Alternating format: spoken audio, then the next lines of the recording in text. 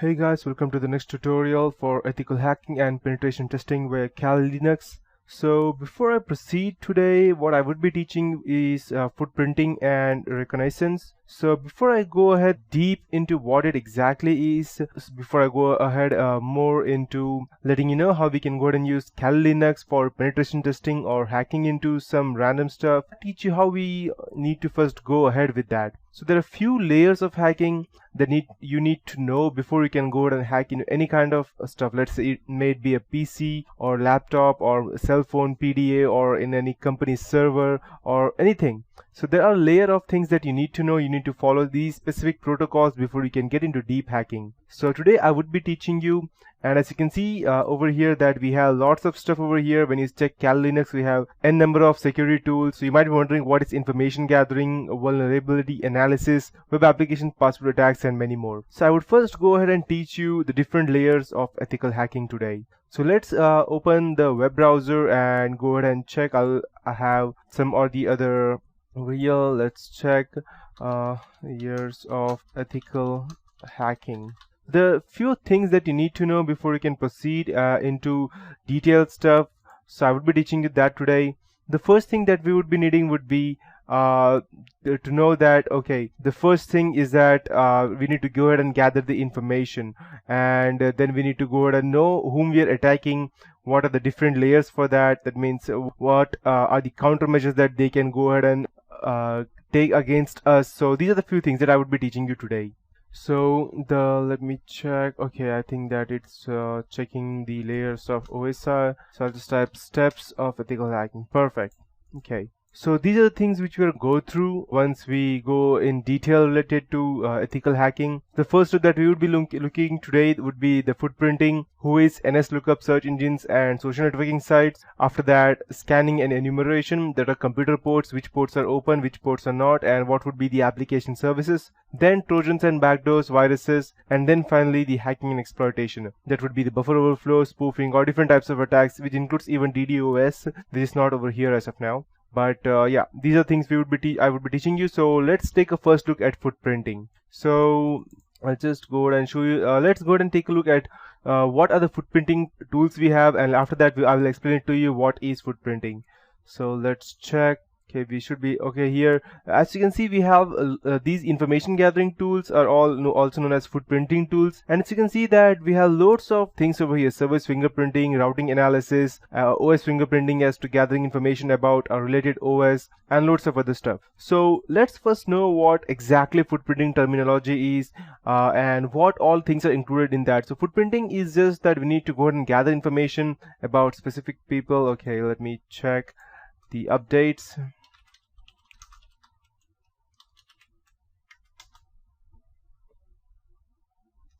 By the time it gets updated, let's go ahead and start with the footprinting terminology.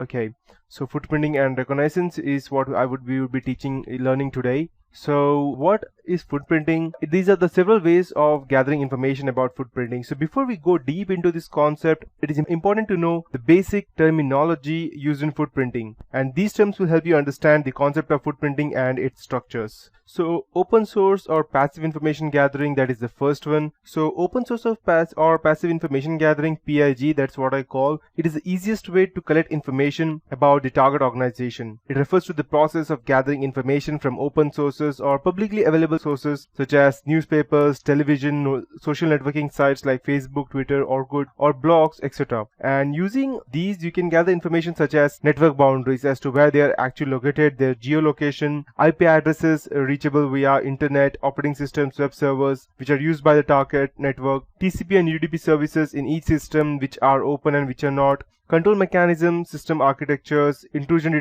detection systems, and many more. So that is what is included in open source and passive information. After that, we have active information gathering. So in active information gathering, process attackers mainly focus on the employees of the target organization. Attackers try to extract information from the employees by conducting social engineering on site visits or interviews or questionnaires, something similar to that. After that, we have anonymous footprinting. This refers to the process of collecting information from sources anonymously so that your efforts cannot be traced. And at this point of time, people normally use Tor browsers, which are mostly famous in anonymous web browsing. So yeah, and after that we have pseudo-anonymous footprinting, and these refers to the process of collecting information from the sources that have been published on internet, but it is not directly linked to the author's name. This information may be published under a different name, or the author may have a well-established pen name, we can say, means a random pseudonym, or the author may also be a corporate or government official, and he may be prohibited from posting under his or her original name. So irrespective of the reason for finding the author's name, collecting information from such sources are called as pseudo-anonymous. So after that we have lots of other types of information gathering, which are organizational or private footprinting or internet footprinting. So in footprinting, we normally collect the basic information about the target network, determine the operating systems used, platforms running, web servers. Then we perform the WHOIS or DNS network and organizational queries. And finally, we find the vulnerabilities and exploits for launching these attacks. So you might be wondering that how Facebook is very useful in that.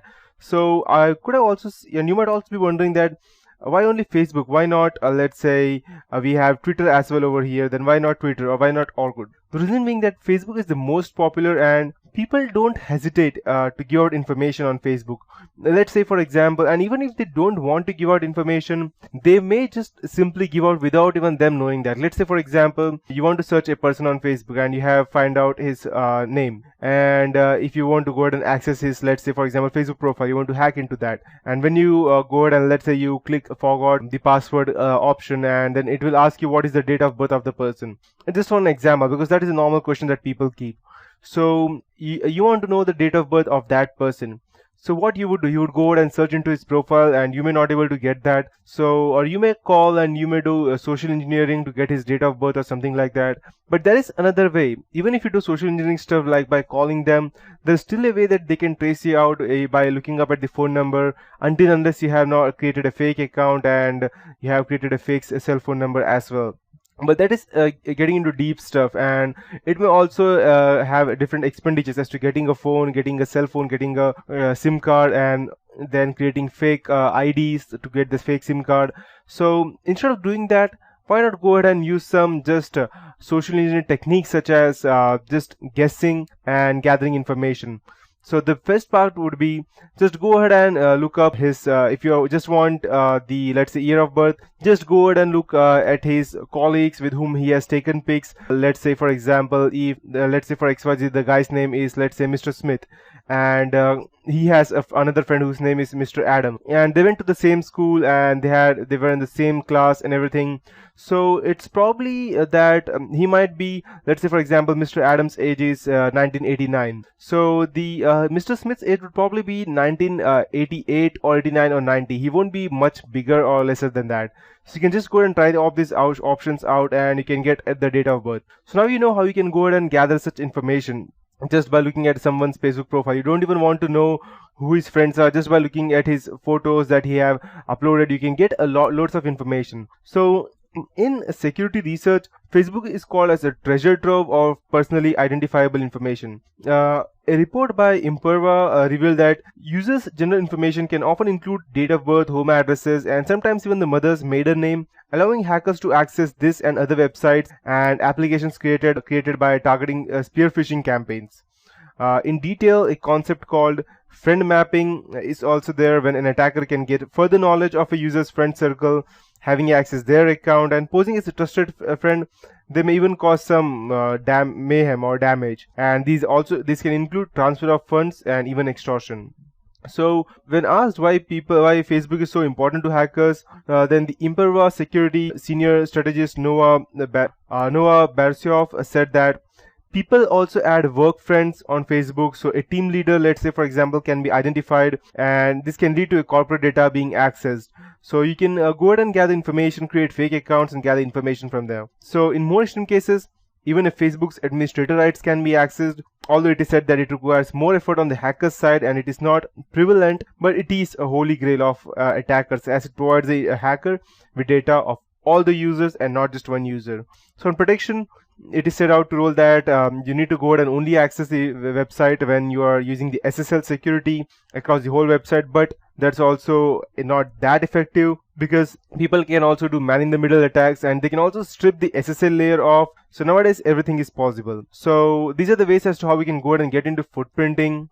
Now the next question that you would be asking is why footprinting. So I'll get deeper into that, but that would be it for this tutorial. In the next tutorial, I'll be getting into much more information about the ethical hacking and why it is considered as illegal hacking, and I'll help you more understand about the footprinting tools, their threats and their countermeasures.